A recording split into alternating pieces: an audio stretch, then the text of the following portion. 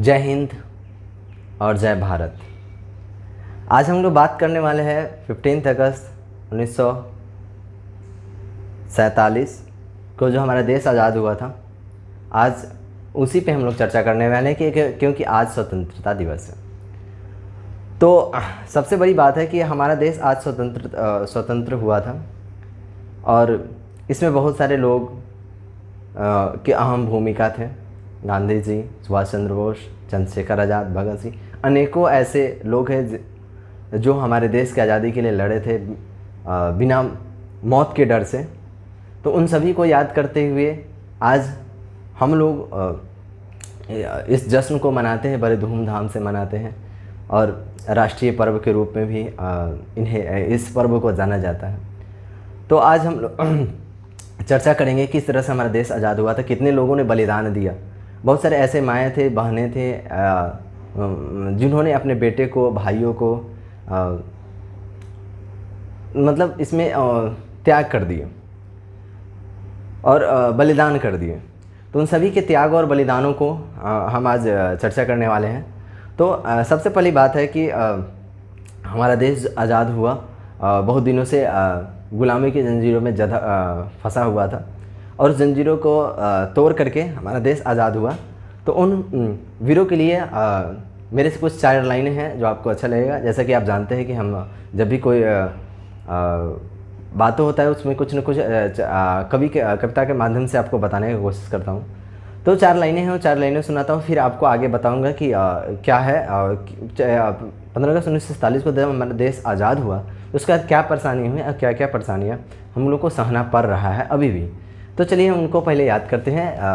वीरों के लिए 4 पंक्तियाँ हैं जो उनके चरणों में हमारे तरफ से समर्पित है। ये वीरों तेरी यादों को मिटने न दूंगा, ये वीरों तेरी यादों को मिटने न दूंगा, तेरी कुर्बानियों को मिटने न दूंगा। अगर मेरी आवाज़ सुन रहे हो तुम, अगर मेरी आवाज़ सुन रहे हो तुम, सुन लो तेरी बलिदानों को मिटने न दूंगा। ये अगर मेरी आवाज़ सुन रहे हो तुम तो तेरी बलिदानों को मैं मिटने न दूंगा। सर कटा सकता हूँ लेकिन इस तिरंगे को झुकने न दूंगा, सर कटा सकता हूँ लेकिन इस तिरंगे को झुकने न दूंगा। तेरी तोहफ़ों में दी हुई आज़ादी को मिटने न दूंगा, तेरी तोहफ़ों में दी हुई आज़ादी को मिटने न दूंगा। तूने जो जान पर खेल कर जो दिए हैं तोहफ़े उसे भूलने न दूंगा, उसे भूलने न दूंगा, तेरी बलिदानों को मिटने न दूंगा। ये वीरों तेरी यादों को मिटने न दूंगा। ये वीरों जो हमारे वीर हैं उनकी यादों को मिटने नहीं दूंगा। और इस समय को याद करके मैं उन वीरों को याद दिलाना चाहता हूँ जिन वीरों ने हमारे देश के आज़ादी के लिए इतने संघर्ष किए, लड़े। ये 4 लाइनें हमारे उन देश भक्तों के लिए है, उन जवानों के लिए है, उन फ्रीडम फाइटरों के लिए है जिन्होंने हमारे देश के आज़ादी के लिए अपने जान को जोखिम में डाल करके, बहुत सारे ने अपने जान को गंवा करके हमारे इस देश को आज़ादी दिलाई, हमें आज़ादी दिलाई। आज हम किसी चैन से अपने घर में, अपने गाँव में अगर सही से खेल पा रहे हैं, खुश हैं, आराम से ज़िंदगी जी रहे हैं, तो यह सब उन्हीं का देन है कि आज हम लोग शांति प्रिय ज़िंदगी जी रहे हैं। और देश की आज़ादी से पहले ना हमें कोई लिखने का आज़ादी था, ना कोई पढ़ने का आज़ादी था। उतना कोई आप उतना ही कर सकते जितना वो चाहते थे, जितना उनको ज़रूरत था उसी के अनुसार आप पढ़ सकते थे, लिख सकते थे। उसके अलावा आप कुछ नहीं कर सकते। लेकिन आज हमें आज़ादी है, आप देख सकते हैं कि सब कुछ कर सकते हैं। तो जब 15 अगस्त 1947 को हमारा देश आज़ाद हुआ तो हमारे एक लेखक हैं, कवि हैं, जिन्होंने उन्हें यह समझ नहीं आ रहा था कि अब इसके बाद हमारा देश किस तरह से मतलब जिएगा। आप सभी जानते हैं कि 15 अगस्त 1947 से पहले क्या हुआ था, कितने फ्रीडम फाइटर्स ने हमारे देश को आज़ादी दिलाई। तो उन सभी को उतना समय नहीं है और उतना थोड़ा सा वीडियो लंबा हो जाएगा। इसके कारण मैं थोड़ा सा शॉर्ट में लेना चाहता हूँ और बताना चाहता हूँ कि 15 अगस्त 1947 के बाद अभी भी हम ऐसे बहुत सारी परिस्थिति है जिससे हम लड़ रहे हैं और हम समझ नहीं पा रहे कि ऐसा क्यों है।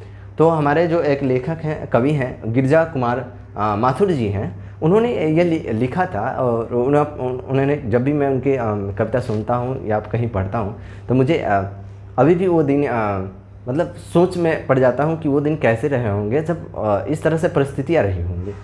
तो उनकी जो लेखनी है, मैं उनको आपको बताना चाहता हूँ कि क्या उन्होंने बताया था।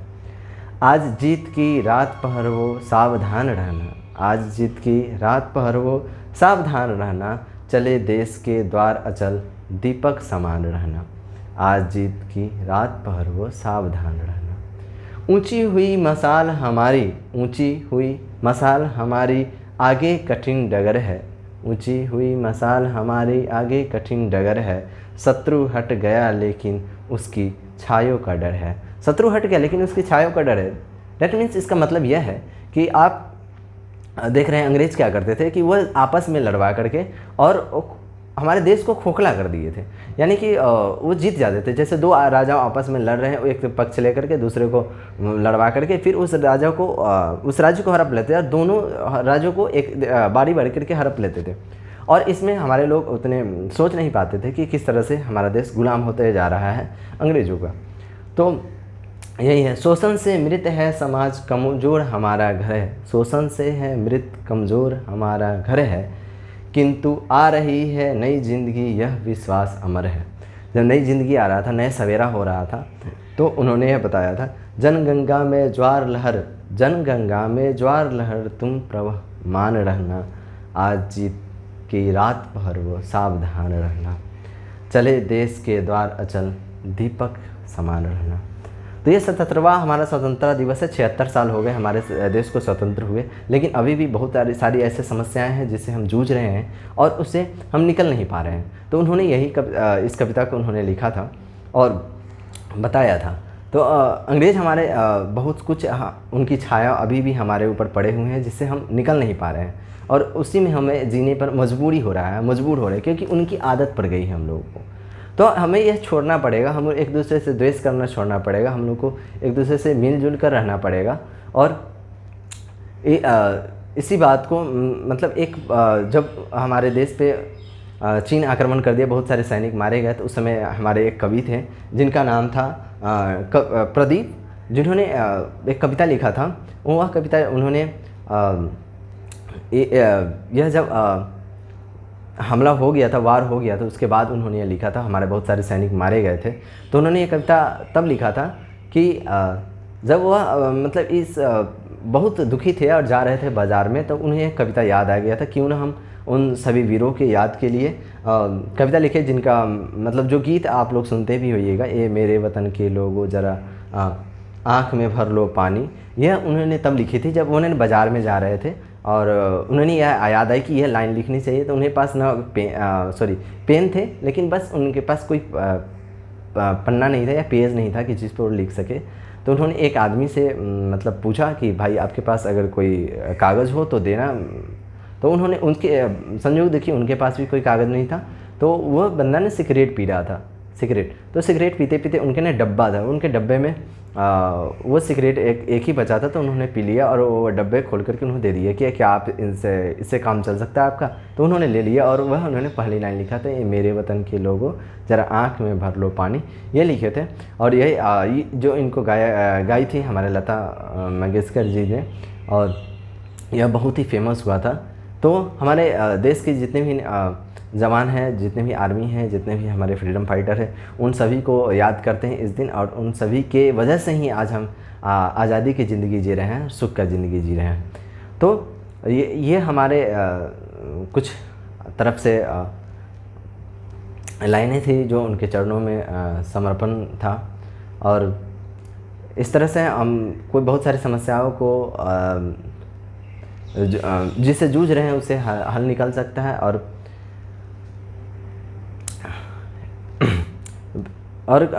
जितने भी हमारे यूथ हमें सुन रहे हैं, या जैसे कि आप जानते ही हैं कि अपना जो कोचिंग संस्थान है बहुत सारे विद्यार्थी हमसे जुड़े हुए हैं। तो उन सभी विद्यार्थियों के लिए मेरे तरफ से यह एक सजेशन रहेगा कि जितने भी हमारे समस्याएं हैं, जो अभी भी हम जो अंग्रेज़ हमारे ऊपर थोप करके उनकी छाया जो पड़ा हुआ है, उन सभी को हम भूल सकते हैं, मिटा सकते हैं। और आप ही मिटा सकते हैं, दूसरा कोई इस चीज़ को नहीं कर सकता। आप लोग ही बदल सकते हैं इस चीज़ को। तो इस तरह से आप आगे आने वाले जनरेशन को भी बताइए कि किस तरह से हमारा देश आज़ाद हुआ। और हमारे आगे आने वाले जनरेशन जो अभी यूथ है वो थोड़ा सा बच्चा लोग है जो बिगड़ते जा रहे हैं, वो मोबाइल के एडिक्ट होते जा रहे हैं, उनको थोड़ा सा प्रैक्टिकल ज्ञान दीजिए, बताइए कि क्या है, उसे थोड़ा सा घुमा दीजिए, मतलब जहाँ पे फ्रीडम फाइटर्स का पोस्टर लगे हुए हैं या जो भी है, ताकि उनके अंदर देश भक्ति की भावना उत्पन्न हो। और जितने भी यूथ इधर उधर बर्बाद कर रहे हैं अपनी ज़िंदगी को, वो उनसे आग्रह है कि आप अच्छे रास्ते पे जाएं। अगर आप को इस तरह से लड़ना ही है तो आप जाइए, आर्मी में जाइए, आर्मी में जाकर लड़ सकते हैं। तो आर्मी आपके लिए है, आप अपने शक्ति का सही इस्तेमाल कीजिए। तो वीडियो नहीं आ पा रहा था, बहुत सारा रीज़न है, मैं भी अपने कुछ कामों में फंसा हुआ हूँ। तो वीडियो जिस तरह से मैं फ्री हो जाऊँगा तो वीडियो आएगा ही। तो वीडियो कुछ लंबा हो जा रहा है, तो कोई बात नहीं, जिस तरह समय मिलेगा मैं वीडियो बना करके आपको दूंगा। और किसी भी कोई समस्या हो तो आप डायरेक्ट मुझसे कनेक्ट कीजिएगा। कभी मत सोचिएगा कि ये मतलब ये बदल गए हैं या ये, आपके लिए मैं वैसा ही हूँ। भले ही मैं कॉलेज में अलग हूँ, मैं अभी कॉलेज में हूँ, तो मैं कॉलेज लाइफ चल रहा था, थोड़ा सा मैं अलग हूँ, बट आपके लिए मैं वैसा ही हूँ जैसा था, और जैसा हूँ और जैसा रहूँगा आपके लिए वैसा ही रहूँगा। तो इस तरह से आप विदा लेते हैं, फिर जब ज़रूरत होगा मिलेंगे। तो मिलेंगे फिर से नेक्स्ट वीडियो। जय हिंद, जय भारत, हिंदुस्तान जिंदाबाद।